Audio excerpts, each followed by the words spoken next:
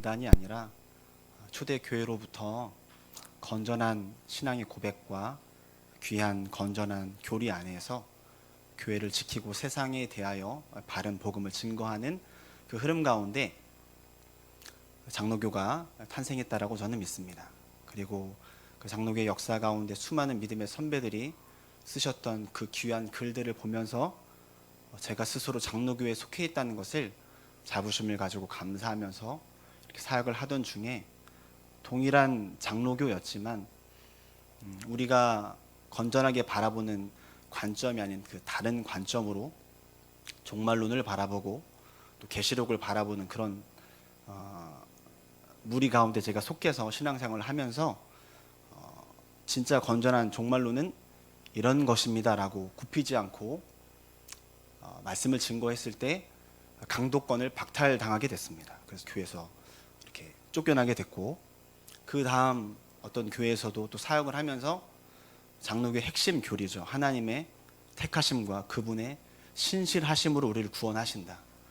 우리의 의가, 우리의 믿음의 행위조차 우리의 의가 될 수 없는 전적인 하나님의 의를 드러내는 그 사상 때문에 또 동일한 장로교에서 또 한 번 그 강도권을 박탈되고 또 쫓겨나는, 그렇게 계속 이렇게 쫓겨나는 삶에서 잠시 내가 더 이 장로교의 교리와 바른 건전한 신앙에 대하여 더 깊이 공부해서 더 준비되어져야 되겠다라는 마음으로 서산해 왔습니다.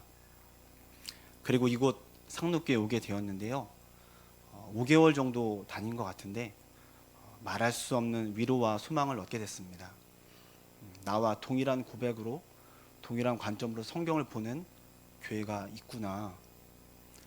그것 때문에 여기서 말할 수 없는 위로를 받았고 정말 기뻤고 매 예배 시간마다 기대되었습니다. 참 좋았는데 설교 부탁을 받으면서 좋지만은 않았던 것 같습니다. 개인적으로는 저는 오전 오후에 또 수요일에 두 목사님들을 통해서 강해 듣는 걸 너무 좋아했습니다.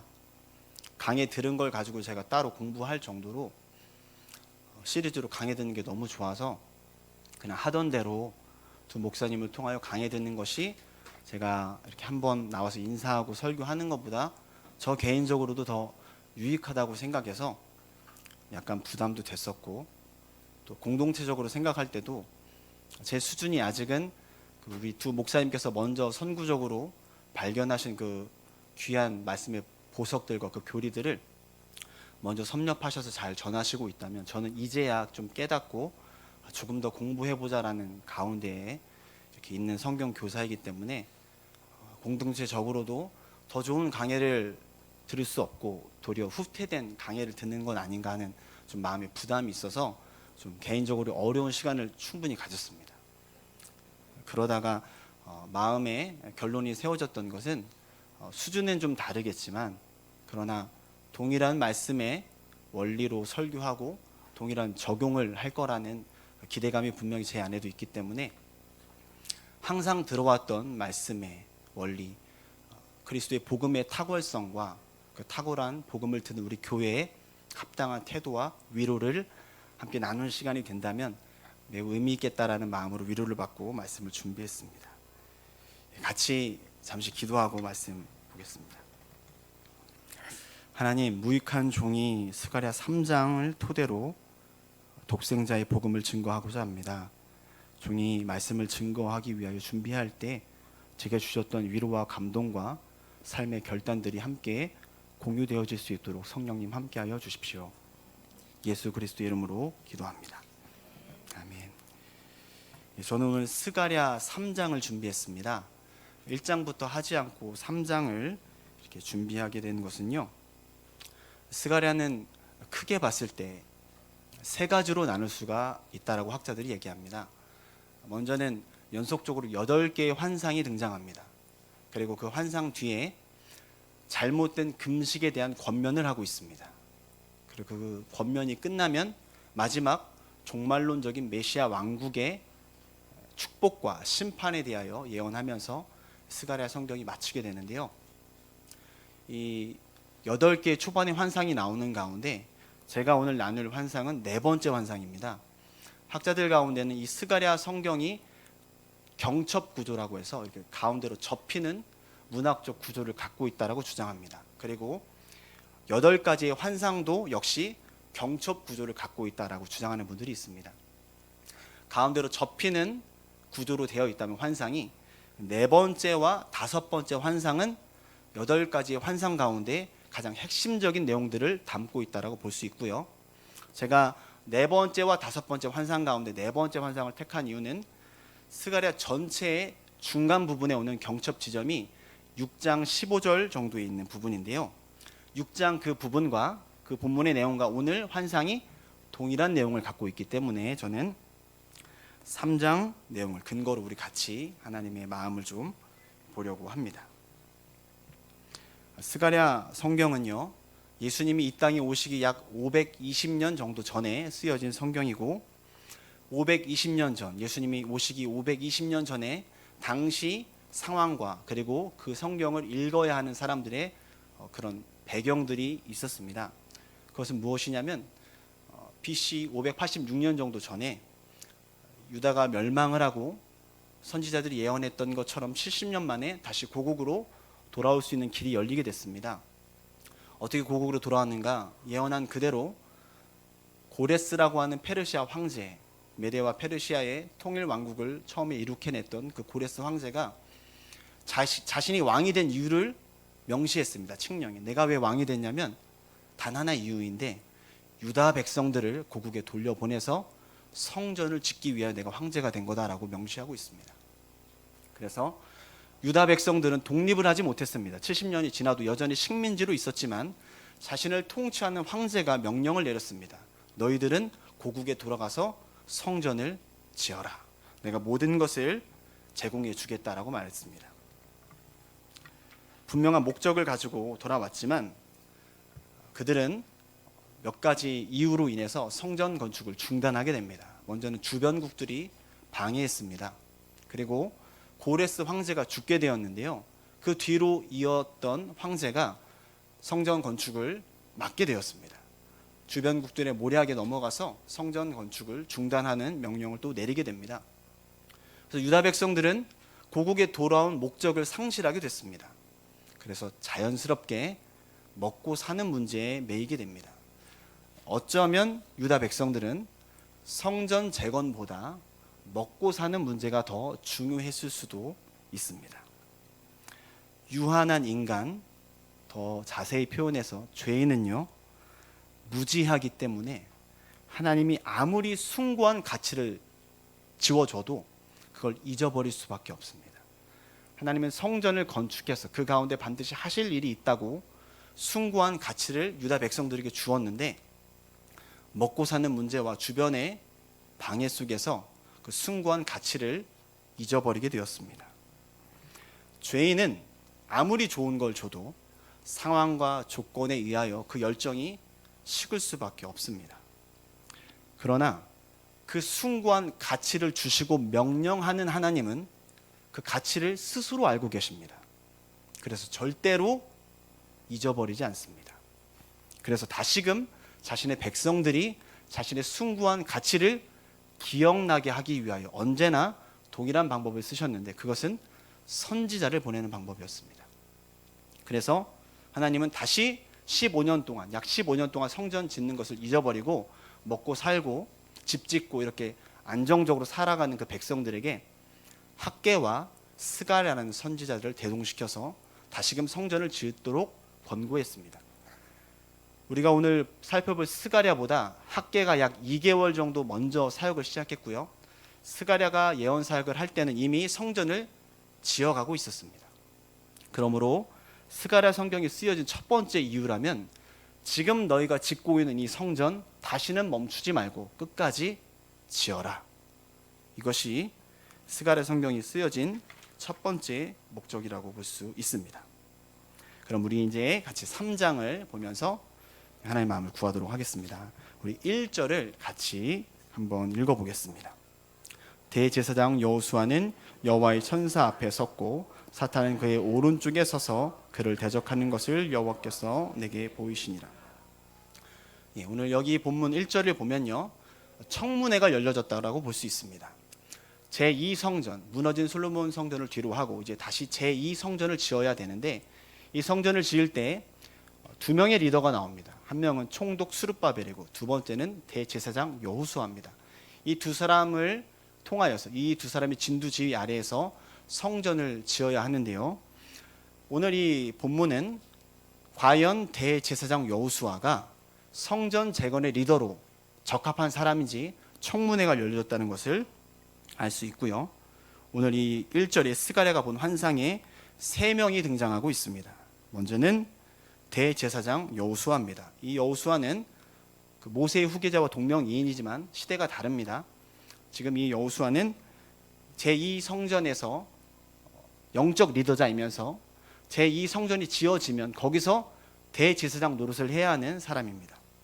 이 사람은 또한 유다 백성, 이 성전을 재건해야 되는 공동체의 대표이기도 합니다. 이 대제사장 여호수아가 가운데 있고요. 그리고 여호와의 천사가 여호수아 앞에 있습니다. 그러니까 이 여호와의 천사는 이 재판, 이 청문회의 실질적인 주관자이고 재판장이라는 걸 좀 알 수 있습니다. 이 여호와의 천사는요, 여호와의 사자라고도 불려진 이 인물은 스가랴 성경뿐만 아니라 구약 성경 전체에서 가장 중요한 인물입니다. 이 인물이 등장한다면, 어떤 성경에서 이 인물이 등장한다면 우리는 가장 중요한 계시가 지금 여기서 열려진다는 것을 예상할 수 있어야 합니다. 이 가장 중요한 이 인물이 여호수아 앞에 있습니다. 그리고 오른편에 그 여호수아를 대적하는, 고발하는 사탄이 등장하고 있습니다. 그러면 왜 사탄은 이 여호수아를 대적하고 있는가? 본문을 보면 알겠지만 여호수아 대제사장이 성전 재건 리더로서 치명적인 결함을 갖고 있다는 것을 살펴볼 수 있습니다. 그래서 여호수아를 통하여 성전 재건을 지어선 안 된다, 성전 재건은 불가능하다라고 지금 사단이 대적하고 있는 것입니다. 우리 2절과 3절을 다시 읽겠습니다. 여호와께서 사탄에게 이르시되 사탄아, 여호와께서 너를 책망하노라. 예루살렘을 택한 여호와께서 너를 책망하노라. 이는 불에서 꺼낸 그슬린 나무가 아니냐 하실 때 여호수아가 더러운 옷을 입고 천사 앞에 인지라. 2절과 3절을 보면 사단이 여호수아를 대적하는 근거를 볼 수 있습니다. 그것은 3절에 나오는 여호수아가 입은 더러운 옷입니다. 또한 스가랴가 보기에도, 환상을 봤을 때 여호수아가 자기 눈으로 봐도 더러운 옷을 입고 있다고 스스로 인지하고 있습니다. 그러나 지금 이 재판 가운데 보이지 않는 하나님이 계시거든요.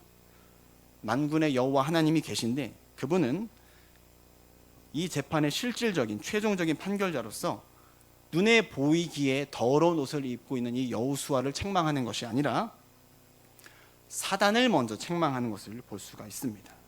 그 이유는, 이 본문 안에서 살펴볼 수 있는 이 이유는 지금 이 사단이 단순히 여호수아를 대적하는 것이 아니라 무엇을 대적하는 거냐면 하나님의 택하심을 대적하고 있다는 것을 알 수 있습니다. 여호수아는 성전 재건의 리더로서 하나님의 택하심을 받은 사람입니다.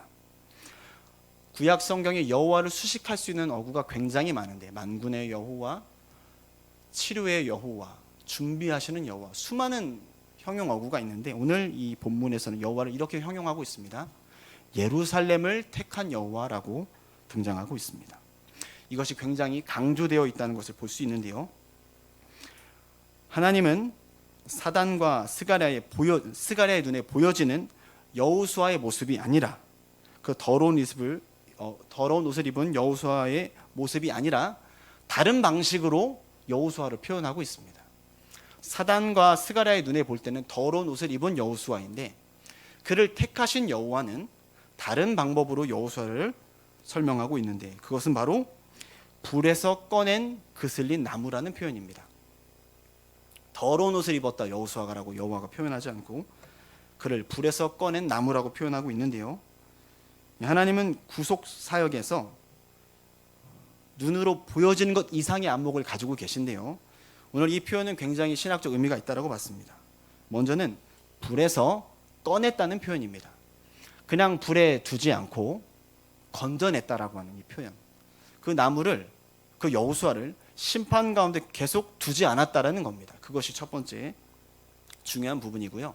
또 다른 부분으로 이 그슬린 나무와 굉장히 상응할 수 있는 표현이 1장 8절에 나와 있는데요. 제가 1장 8절을 잠시 읽으면, 내가 밤에 보니 한 사람, 여기 나오는 이 한 사람은 여호와의 사자입니다. 이 여호와의 사자가 붉은 말을 타고 골짜기 속 화석나무 사이에 섰고, 이렇게 되어 있습니다. 이 여호와의 천사가 지금 누구 가운데 있냐면 화석류 나무 가운데 있습니다. 함께 있는 것이죠. 하나님은 자신의 구원 사역을 계시할 때 획을 긋는 사건, 이 사건은 하나님의 구속 사역을 정말 너무 명확하게 보여준다, 매우 중요하다, 이건 꼭 기억해라라고 할 때는요, 반드시 이 사건 전에 굉장히 좋은 이미지를 보여줬습니다. 그 이미지는 나무 사이에 계신 여호와의 사자를 보여주고 있습니다. 우리가 잘 아는 바대로 모세를 통하여 출애굽하기 전에 여호와의 사자는 떨기나무 가운데 있었습니다. 그리고 제2 성전을 짓기 전에 여호와의 사자는 화석류 나무 가운데 계셨습니다. 그리고 마지막으로 교회의 종말론적 승리를 고취시키기 위하여 계시록에는 여호와의 사자 예수 그리스도가 7 금초대 사이에 계신다는 것을 우리가 확인할 수 있습니다.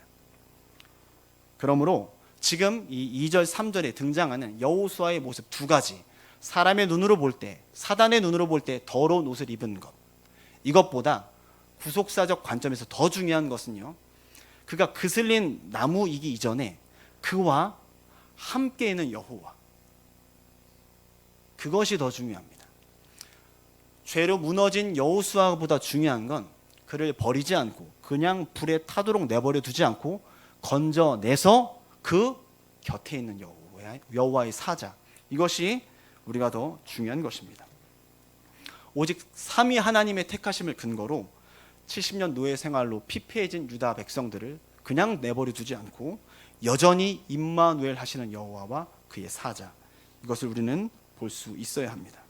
분명히 여호수아는 죄인입니다. 또한 참소받을 수많은 것들을 근거를 제공했습니다.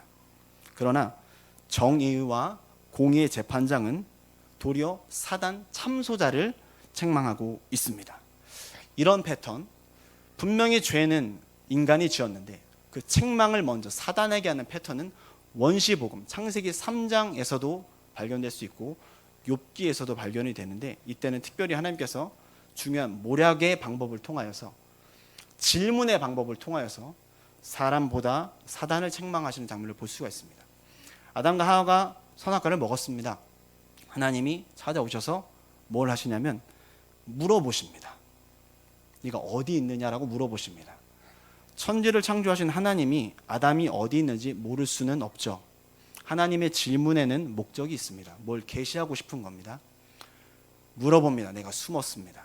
내가 먹지 말라는 선악과를 먹었느냐? 라고 물으시니까 당신에게 허락하신 여자를 통해 내가 먹었다라고 말했습니다. 그랬더니 여자를 찾아가서 너 왜 그렇게 했느냐? 라고 물어보셨습니다. 여자가 뭐라고 얘기하죠? 뱀이 나를 꿰어서 먹였다라고 했습니다. 여호와 하나님께서 뱀을 찾아가서 왜 그렇게 했느냐라고 묻지 않으시고 그냥 심판을 선포하시고 그 다음에 여자의 후손을 선포하십니다. 욥기에서도 마찬가지입니다. 사단이 여호와의 처소 앞에 왔을 때 물어보십니다. 너 어디서 왔느냐?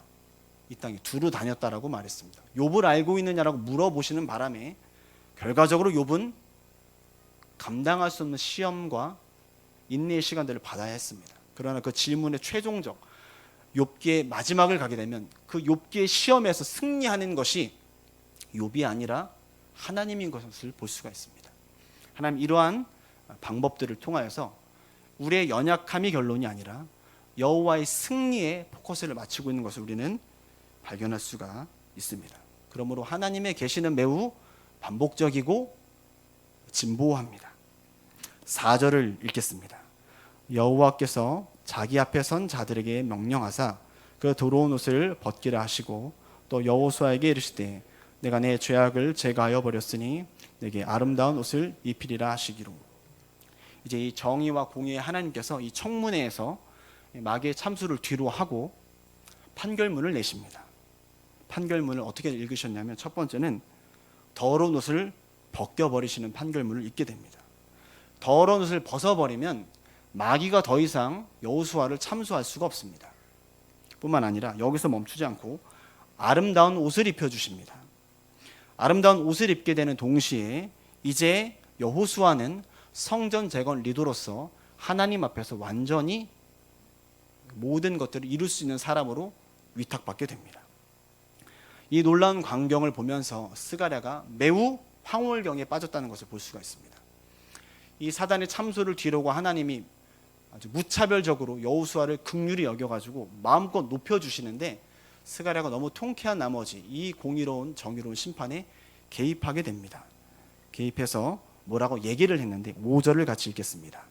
내가 말하되 정결한 간을 그의 머리에 씌우소서 하매 곧 정결한 간을 그의 머리에 씌우며 옷을 입히고 여호와의 천사는 곁에 섰더라. 방청객이 난입을 했는데 이 거룩한 이 청문에 난입을 했는데 너무 신기한 것은 사단은 책망을 받았는데 이 스가랴는 그가 말한 그대로 즉시 시행이 됐습니다. 바로 그 관을 씌웠습니다. 이 관은 대제사장의 관이라고 볼 수 있는데요. 곧바로 적용이 될 뿐만 아니라 한 가지 더 붙었죠. 보면 여호와의 사자가 그 앞에 있다가 위치를 옮깁니다. 어디로 옮깁니까? 그 곁으로 옮겨 주십니다. 서두에 말한 것처럼 스가랴 성경뿐만 아니라 구약 성경 전체에서 여호와의 사자는요, 여호와와 동등한 권위를 가지고 있고 때로는 여호와로 칭호되기도 합니다. 그러므로 이 여호와의 천사가, 여호와의 사자가 지금 대제사장 여호수아 앞에 서 있다, 옆에 있다 그러면 마귀가 아무 말도 할 수 없습니다. 마귀뿐만 아니라 지구상에 존재하는 그 어떤 누구도 지금 이 판결문에 대하여 재론을 걸 수 없습니다. 마귀는 억울해도 유구무원입니다. 하나님 편에서, 하나님의 택하심을 믿는 성도들 편에서, 유다 백성들 앞에서는 이 판결문은 매우 통쾌합니다. 그러나 눈으로 보여질 때 또 마귀 편에서는 용납할 수 없고 이것은 매우 불공평한 재판이라고 볼 수 있습니다. 여러분의 생각은 어떠십니까? 이 판결문은요, 하나님의 택하심의 사랑이 얼마나 충만한지는 드러납니다. 그러나 이 판결문에서 하나님의 택하심에 있어서 정의와 공의는 발견되기가 어렵습니다. 마치 하나님의 율법에 스스로 걸린다라고도 우리가 생각해 볼 만큼 매우 난해할 수 있는 부분입니다. 분명히 더러운 옷을 입고 있는데 현장에서 잡혀왔는데 여호수아가 아무것도 하지 않았는데 그냥 정결한 관과 새로운 옷을 입혀주었다는 것입니다. 마귀 편에서 또 인간 편에서 하나님의 택하심을 인정하지 않는 편에서 볼 때는 이건 정말 굉장히 불합리합니다. 가령 예를 들어서 우리 교회 성도들의 모든 자녀들을 어떤 한 살인마가 잔인하게 죽였다라고 해봅시다. 재판장에 끌고 왔습니다. 현장에 잡아서 데려왔습니다. 재판장이 그 죄수를 너무 사랑하는 겁니다. 알고 봤더니 자기 아들이에요. 그래서 이렇게 말합니다. 수많은 사람을 죽였지만 그가 내 아들이니까 그는 무죄라고 말하면 여러분 마음은 어떠시겠습니까? 아, 너무 사랑이 충만하니까 이 재판은 너무 좋다라고 우리가 말할 수 있겠습니까? 매우 궁금증을 자아내는 판결문이기도 합니다. 스가랴 성경은 이 판결문에 대한 공의를 되찾아 줍니다. 스가랴 성경 전체가 이 하나님의 택하심의 판결문이 얼마나 공평한지를 제공하고 있습니다. 지금부터 읽을 본문은 아무 공로 없이 그냥 거저 하나님의 택하심 때문에 의를 입게 된 여호수아가 해야 될 일을 명시해 주고 있습니다. 6절과 7절을 같이 읽겠습니다. 여호와의 천사가 여호수아에게 증언하여 이르되 만군의 여호와의 말씀에 네가 만일 내 도를 행하며 내 규례를 지키면 내가 내 집을 다스릴 것이요 내 뜰을 지킬 것이며 내가 또 너로 여기 섰는 자들 가운데 왕래하게 하리라. 여호수아 곁에 계신 그 여호와의 천사가 사역을 시작하고 있습니다. 그 앞에 계셨던 여호와의 천사가 그 옆으로 오셔서 모든 참수를 다 막아주셨고, 이제는 그 여호와의 천사가 말씀하는데 그 말씀은 철저히 아버지의 말을 그대로 전한다라고 되어 있습니다. 그 말은 첫 번째는 내 도와 규례를 지키라라는 것입니다. 그렇게 하면 대제사장의 직무를 연속적으로 영구히 할 수 있게 내가 해주겠다라고 말씀하고 있습니다. 아직 그리스도가 오시기 전이기 때문에, 그래서 철저히 이 율법 아래에서 내가 이 율법을 순종하지 하느냐 하지 않느냐로 복과 저주를 받아야 하는 이 교훈이 아직 유효한 때입니다. 그래서 주님이 오실 때까지는 이 도가 계속적으로 일관성 있게 또 전해져야 됩니다. 이 도가 일관성 있게 전해지는 것을 통해서 우리 모두가 율법을 힘써 노력해서 어떻게든 구원받자가 아니라, 여호와의 율법의 이 원리, 너가 착하게 하면 너 복 받고 너 나쁘게 하면 저주 받는다. 이 말은요, 공평한 말입니다. 이건 정의로운 말입니다, 하나님 앞에서. 그러나 이 법은 공평하고 정의로운데 이 법 앞에 있는 인간은 존재적으로 태어날 때부터 죄인인 겁니다. 그래서 법은 좋은데 이 법 앞에 있는 우리가 너무 불리합니다. 그래서 이 불리함 앞에서 철저히 절망을 맛보면서 하나님의 또 다른 정의, 하나님의 다른 한 의를 이 위기 속에서 소망해야 되는 이 부르심이 이 구약 가운데 있는 것입니다. 사실 생각해 봤을 때 여호수아가 더러운 옷을 입은 이유도, 유다가 70년 포로 생활을 해야 했던 이유도, 제1 성전이 파괴되어져야 됐던 이유도 이 공의로운 법을 사람이 지키지 못했기 때문입니다. 그래서 이렇게 지금 처참한 처지에 있었던 것이죠. 그래서 이 스가랴 3장의 계시는요, 율법의 공평성에서 한 걸음 더 나아갑니다. 더 전진합니다. 하나님의 구원 계시가 더 전진하게 되는데 그것은 8절에 나와 있습니다. 8절을 같이 읽겠습니다. 대제사장 여호수아야, 너와 내 앞에 앉은 내 동료들은 내 말을 들을 것이니라. 이들은 예표의 사람들이라. 내가 내 종 싹을 나게 하리라. 물론 여호수아와 그 앞에 동료들은 여호와의 율법을 수호하고 지키려고 힘쓸 것입니다. 그러나 그것이 전부가 아니라 거기서 한 발 더 전진하여서 여호수아와 그의 동료들은 어떠한 예표의 삶을 살게 될 것이라고 말하고 있습니다. 무엇을 향한 예표인가? 내 종 싹에 대한 예표의 삶을 살게 될 것이라고 말하고 있습니다. 제가 아까 이 3장, 스가랴 3장이 스가랴 전체 중앙 부분과 매우 연관된다라고 했는데 그 이유가 6장 12절에 잘 나와 있습니다. 제가 한번 읽어보겠습니다. 말하여 이르기를, 만군의 여호와께서 이같이 말씀하시되, 보라, 싹이라 이름하는 사람이 자기 곳에서 돋아나서 여호와의 전을 건축하리라. 아멘.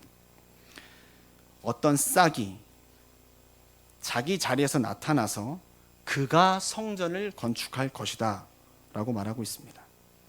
무슨 말이냐면 지금 솔로몬 성전은 무너졌고요, 지금 제2성전을 짓고 있는데 제1성전과 제2성전이 진짜가 아니라 진짜 성전은 싹이 지어야 된다는 것입니다. 그러므로 여호수아와 수룹바벨과 수많은 유다 백성들이 지어야 될 이 제2성전과 그 가운데 이루어지는 모든 일들은 마지막 싹이 지을 성전의 예표라고 말하고 있는 것입니다. 그러한 인생을 살게 될 것이다 라고 지금 공포하고 있는 것입니다. 3장 9절을 보게 되면,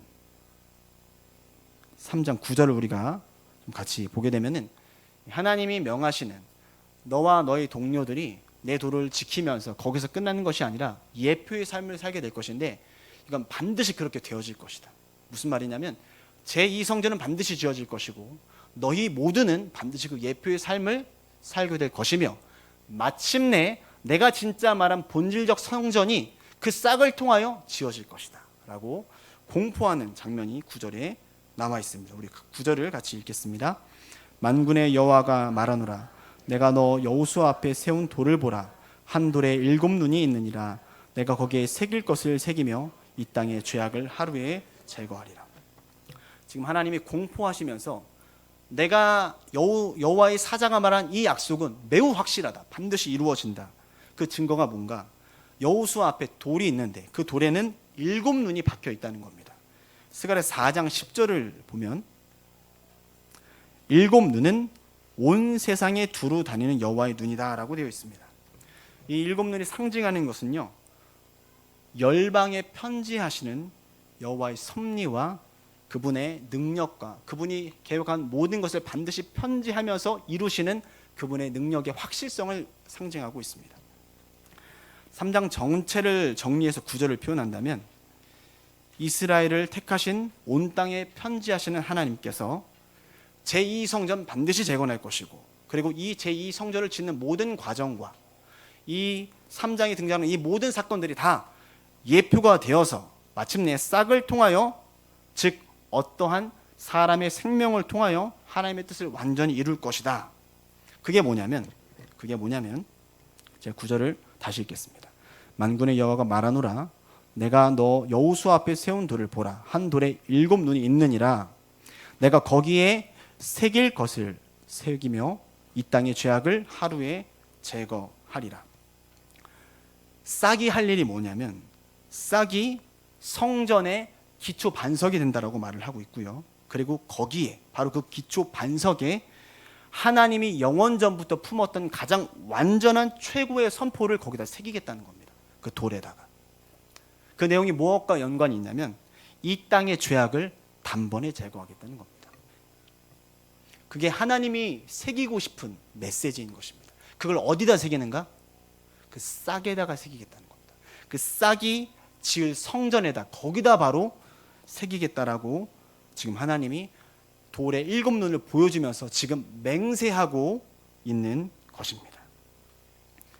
마지막 10절은요, 이 싹을 통한 수많은 혜택들이 이루어집니다. 이 싹이 성전을 지으면, 마침내 성전을 지어내버리면 그걸로 인하여 엄청난 수혜자들이 생기는데 어떠한 혜택을 얻게 되는가? 10절에 등장하고 있습니다. 우리 10절을 같이 읽겠습니다. 만군의 여호와가 말하노라, 그날에 너희가 각각 포도나무와 무화과나무 아래로 서로 초대하리라 하셨느니라. 신구약 전체에서 조명하는 이 10절에 맨 처음에 등장하는 만군의 여호와가 말하노라, 그날에 너희가, 여기서 말하는 이 너희는요, 신구약 전체에서 조명했을 때 그 싹에 붙어 있는 사람입니다. 하나님이 택한 그 종을 통하여, 싹을 통하여 성전을 재건할 건데 그 싹에 붙어 있는 사람, 그리고 그 싹이 짓는 성전 위에서 같이 지어져 갈 사람, 바로 그 사람들이 너희입니다. 그 너희는 엄청난 혜택을 누리게 되는데 이렇게 표현합니다. 포도나무와 무화과나무 아래에서 서로 초대하리라.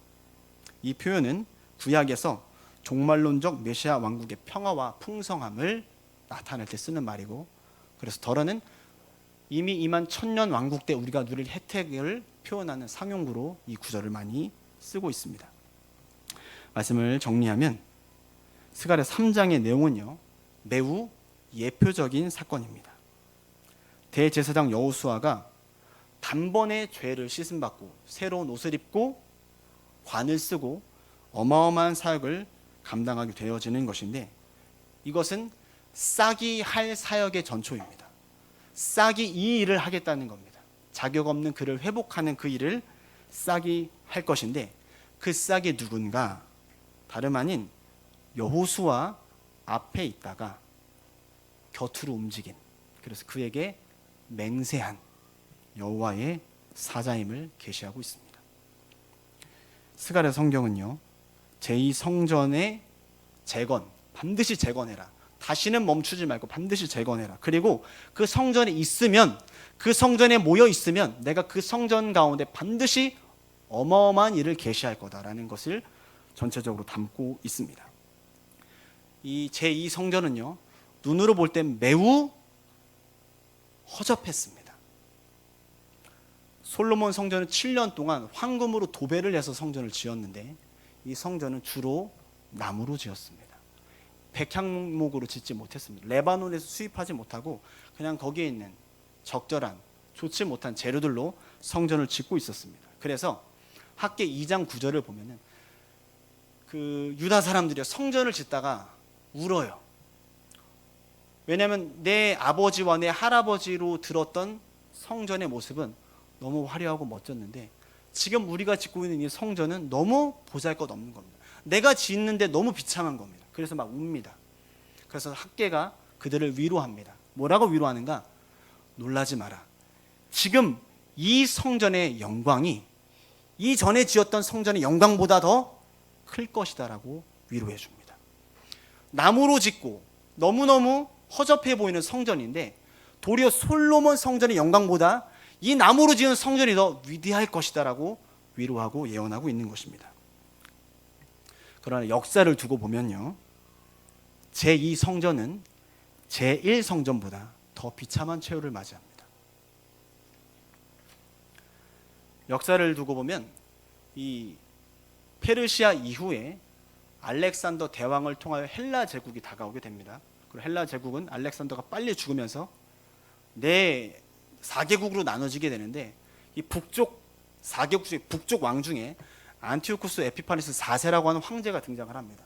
이 황제가 제2성전에서 여호와가 아닌 제우스에게 돼지의 피를 드리는 제사를 지내게 됩니다. 제2성전에서 이거를 막으려고 제사장들이 막다가 몰살당합니다. 잔인하게 수레에 밟혀서 피를 다 튀기면서 다 죽게 됩니다. 한참 뒤에 수많은 세월이 흐르고 에돔 사람 헤롯이 이 성전을 매우 멋지게 리모델링합니다. 46년 동안 지었습니다. 역사에서 말하는 헤롯 황제는요, 건축 예술가입니다. 그러니까 아마도 솔로몬 성전보다 실제로 더 화려하게 지었을 수도 있습니다. 그래서 유다 사람들이 예수님을 모른다면 이 학계의 예언은요, 에돔 사람 헤롯이 46년 동안 리모델링 한 것을 성취한 것으로 해석할 수밖에 없어요. 왜냐하면 이 제2성전은 마침내 AD 70년 티토스 황제에 의해서, 티토스 장군에 의해서 완전히 무너집니다.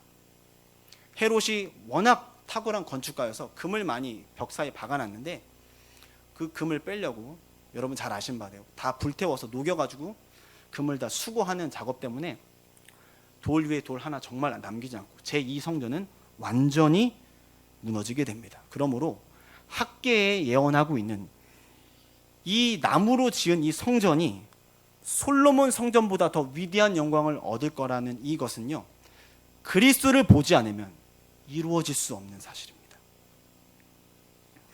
왜 제2성전이 제1성전보다 탁월한 영광을 지니는가? 그 이유는 바로 제3성전 되시는 싹 예수 그리스도가 그 성전의 모퉁이 돌이 되기 위하여 제2성전을 통과하기 때문입니다. 스가랴 성경은요, 제1, 2성전과 근본이 다른 제3성전이 어떻게 지어질지를 예언하고 있습니다. 제1, 2성전은요, 사람의 손으로 지었습니다.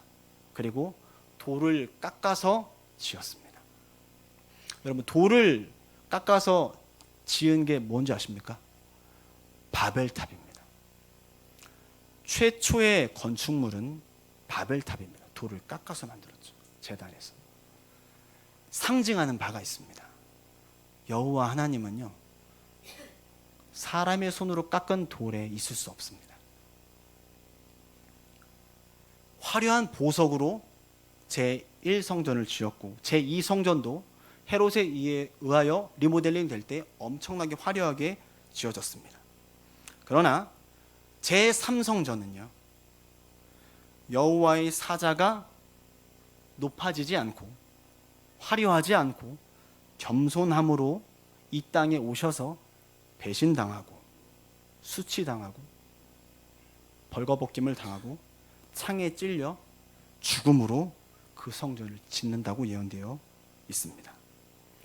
만약에 성전이 우리의 눈으로 볼 때 이해되는 수준으로 성전, 제3성전이 지어질 거라면 결코 사단과 세상 통치자들이 그리스도를 죽일 수 없습니다. 이 비밀을 우리는 알고 있지만 세상 통치자들과 사단은 알지 못했습니다. 이렇게 지을 거라고 상상조차 못했을 겁니다. 하나님의 영구한 성전이 이렇게 비참한 방법으로 세워질 거라고 그 누구도 예상하지 못했습니다.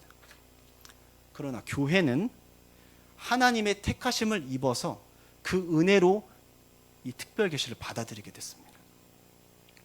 그래서 교회는요, 스가랴 12장 10에서 11절을 제가 한번 읽겠는데요, 성전을 지을 때요 기뻐하지 않습니다. 내가 다윗의 집과 예루살렘 주민에게 은총과 간구하는 심령을 부어주리니 그들이 그 찌른 바 그를 바라보고 그를 위하여 애통하기를 독자를 위하여 애통하듯 하며 그를 위하여 통곡하기를 장자를 위하여 통곡하는 듯 하리로다. 그날에 예루살렘에 큰 애통이 있으리니 무기또 골짜기 하다드림 문에 있던 애통과 같을 것이라. 성전을 지으면요 기뻐하는 게 아니라 주님이 애통하는 마음을 줄 겁니다. 얼마나 애통하냐면요, 내 하나밖에 없는 장자가, 내 상속자가, 내 유일한 소망이 끊어졌을 때 느끼는 그 애통으로 울 것이고, 요시야 왕, 유다 역사 가운데 3명을 꼽으면 다윗, 솔로몬, 요시야입니다. 요시야 왕이 죽을 때 어마어마한 애통이 있었습니다. 바로 그 애통으로 제3성전이 지어질 때 기뻐하지 않고 울 것이라고 예언되어져 있습니다. 우리는 이 비밀을 깨닫고요, 그리스도께서 성전 지어져 가는 그 모퉁이 돌이 되기 위하여 그분의 희생과 수치를 묵상하며 우리는 지금도 애통합니다. 그래서 그 애통 가운데 그 모퉁이 돌 대신 그 예수 그리스도 앞에 우리가 세워져 나아가기를 간절히 소망합니다. 그 과정은 어디까지 가냐면 14장 20절이 나오는데요, 제가 읽겠습니다. 그날에는 말 방울에까지 여호와께 성결이라 기록될 것이라. 제3성전을 짓기 위하여 함께 모여드는 자들, 그 싹의 수혜자들은요 말 방울마저도 여호와께 성결의 목표를 갖고 살아갑니다. 우리 교회는요 다른 데 소망이 없습니다. 여호와 앞에 완전한 성결을 꿈꾸며 살아갑니다. 그래서 날마다 말씀에 부딪혀서 애통할 수밖에 없는 것이고, 그 소망에 사로잡혀서 살아가는 겁니다. 그 소망 때문에 이 땅 위에 남겨져 있다고 믿고, 그리고 그 소망을 이루기 위하여 우리는 끊임없이 절망합니다. 왜냐하면 하나님 앞에 완전한 성결을 원하지만, 그것을 지향하고 있지만 우리의 힘으로 되지 않는 모습 앞에 더 애통하고 그때마다 우리는 비참함을 맛보기 때문입니다. 그러나 진짜 교회는요, 싹 곁에 있는 그 접붙임 받은 자들, 그 모퉁이 돌 위에 세워져 가는 사람들은요 아무리 자신이 비참해도요 이 소망을 포기하지 않습니다. 그것이 저는 예수 믿는 사람과 믿지 않는 사람의 확실한 차이라고 믿고 있거든요. 예수 믿는 사람은 다른 데 소망을 주지 않습니다. 예수 믿었으니까 이 땅에서 좀 더 머리가 되어가지고 하나님의 영광을 드러내겠다, 그런 생각을 하기보다는 십자가 앞에 서면서 철저히 그 성결을 이루기 위하여 내 안에 여전히 존재하는, 내재하는 이 죄악과 끊임없이 싸우면서 질 때마다 애통하고 넘어지고 비참하지만 그래도 끝까지 그 길을 걸어가는 것, 여기에 성도의 차이점이 있습니다. 다른 데 마음을 두지 않는다는 것입니다. 행여나 마음을 둘지라도 이 복음을 들으면 다시 돌아옵니다. 교회가 이 숭고한 가치를 포기하지 않는 이유 2가지를 우리가 확인하고 마치려고 하는데요, 첫 번째는요, 왜 싹을 통하여 우리가 이 성전을 지어져가는 이 대열에서 이탈할 수 없는가? 너는 성전 건축자로 자격이 없다라고 하는 마귀의 참소가 끝났기 때문입니다. 아무도 우리를 참소할 수가 없습니다. 계시록 12장 10절을 보면요, 마귀가 밤낮 부르짖으며 참소했습니다. 무엇을 두고 참소했겠습니까? 오늘 이 3장의 내용을 보면 여러분, 그 3장의 내용이 딱 10절에서 끝났지만 상상을 해보면 마귀는 뭘 했을까요? 항소하는 겁니다. 밤낮 항소합니다. 밤낮 항소. 하나님의 공이 어디 갔습니까? 더러운 옷을 입고 현장에서 잡아왔는데 하나님이 사랑한다고 그냥 무죄를 판결하고 하나님의 전을 지으라고 하다니, 하나님, 이건 공평하지 않습니다. 제 이름을 대어서 말하면 구영준을 내주십시오. 그는 성전 건축자로 합당하지 않고 그를 불에서 꺼낸 것도 불의합니다. 그냥 불에 쳐 넣으십시오. 영원히. 이렇게 말하는 거죠. 밤낮 참소하는 겁니다. 하나님의 공의와 정의를 두고. 사랑하는 성도님들, 우리 만군의 여호와, 우리 삼위 하나님께서요, 이 정말 참혹한 저주받을 이 참소를요, 우리 때문에 계속 들은 겁니다. 나 때문에 계속 들었습니다. 우리 하나님. 그러나 그분은 그분의 이름을 위하여 그분이 승리하시는 분입니다.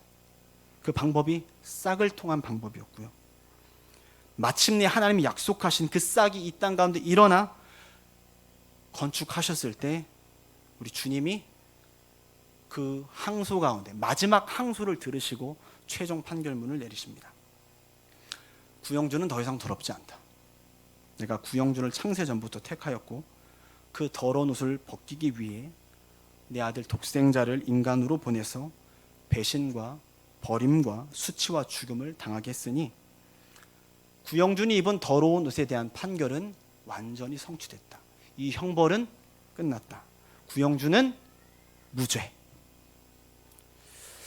저는 이 고백, 하나님이 주신 이 고백이면 제가 아무리 부족해도, 아무리 비참해도 여호와 앞에 성결의 이 목표를 두고 걸어가기에 조금도 부족하지 않다고 믿습니다. 충분한 동기가 되어집니다. 마지막 이유를 찾는다면 4장 7절을 읽고 마치려고 하는데요. 제가 아까 얘기했던 것처럼 3장과 4장에 등장하는 이 환상 계시는요, 스가랴 8개의 환상 가운데 핵심입니다. 핵심. 왜냐하면 어마어마한 예표의 사건입니다.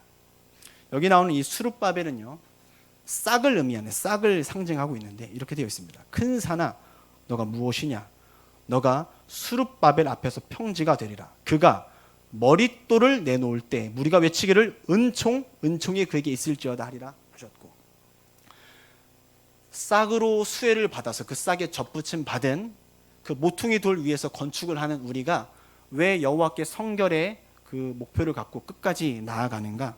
첫 번째 이유를 말했고, 두 번째 이유는요, 주님이 마침내 하시기 때문입니다. 머릿돌을 누가 내놓습니까? 수룹바벨이요. 우리가 성전 건축, 그 영원한 거룩을 향해 우리 달려가고 있습니다. 넘어지죠. 부족합니다. 완전할 수가 없거든요. 괜찮아요. 왜냐면요, 마지막 완전의 머릿돌, 성전의 기초돌도 예수 그리스도였지만 마지막 성전의 마무리인 머릿돌도 주님이 하신다는 겁니다. 이 두 가지의 위로와 소망이 있기 때문에 성도는 끝까지 이 길을 걸어가는 겁니다.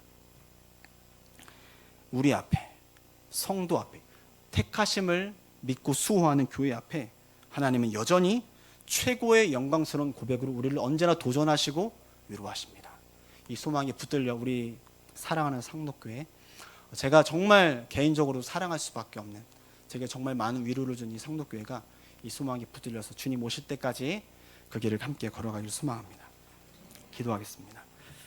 하나님, 부족한 종 참으로 산만하고 두서없이 말씀을 증거했지만 주께서 항상 상록교회 가운데 언제나 이 말씀의 강론 가운데 주셨던 그 결론들이 동일하게 선포되었으니 그 결론 가운데 동일하게 위로와 은혜를 받고 삶의 태도를 또 한 번 점검할 수 있는 사랑하는 귀한 성도님들 될 수 있도록 도와주십시오. 예수 그리스도의 이름으로 기도합니다.